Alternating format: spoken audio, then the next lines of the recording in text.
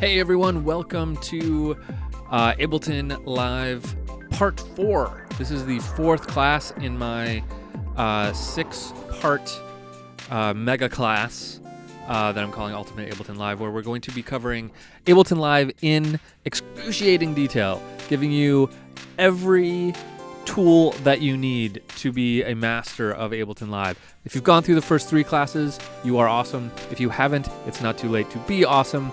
But you can start right here if you want. It's totally okay. You'll pick up a lot just from this class, and if you want to later go back, that's fine too. So if you just want to jump right in on this class, you're totally welcome to do that, and you'll be just fine. In this class, we're going to focus on the synths and samplers in Ableton Live.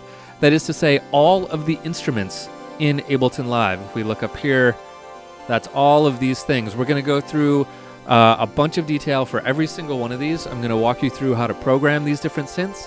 We're going to separate the samplers out, and we're going to look at those separately and how we use samplers. We're going to walk through some of the pre-built patches that you already have. I'm going to look at some small ones, some big ones. We're going to design some of our own, and we're going to make a ton of cool sounds.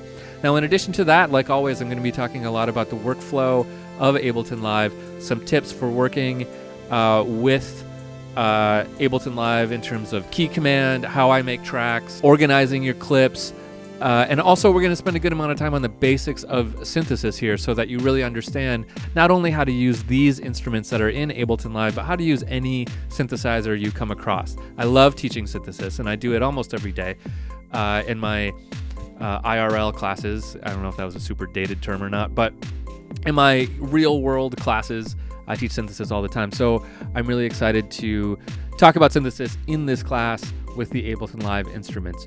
So we're going to jump in with some workflow tips. Then we're going to talk about how synthesizers work. Then we're going to focus on Ableton's analog synth. That's this one up here. And we're going to focus on that one first and use it as kind of the model for learning synthesis.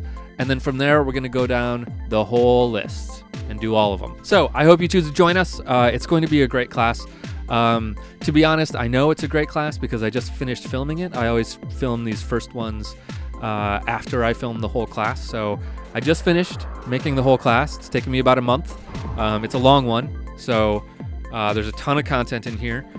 More so, I think, than any of my other classes. I think this is the longest class I've ever done. But I stand by all the content. I'm really proud of it. I think that you're going to really get a lot out of it. So if you've ever wanted to know how these instruments work, this is the class for you. If you want to know how to make sounds using all of the fantastic Ableton Live instruments, jump in, start this class right now, and you're going to have a great time. So with that, let's dive in and let's start talking about Live's instruments, how they work, and how to make some awesome music with them.